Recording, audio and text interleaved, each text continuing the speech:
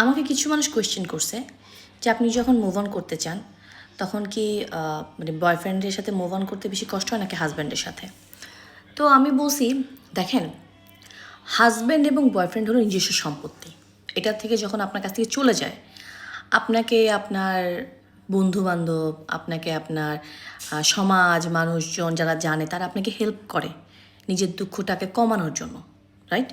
কিন্তু আপনি move on করতে পারবেন না আপনার সাইড হ্যান্ডসাম গায়ের সাথে, যাকে আপনারা মানে হাজব্যান্ড বাদে বা বয়ফ্রেন্ড বাদে যাকে আপনারা রাখছেন, যারা আপনার পাশে আছে, যাদেরকে আপনারা দেখলে চোখের শান্তি পান, একদম লাইক ব্ল্যাক মানির মতো, এরা যখন চলে যায়, না পারেন কাউকে বলতে, না পারেন কারোর সাথে শেয়ার করতে, না পারেন আপনার সমাজে আপনাকে এটার দিকে কোনো প্রকারের শান্তি দিতে।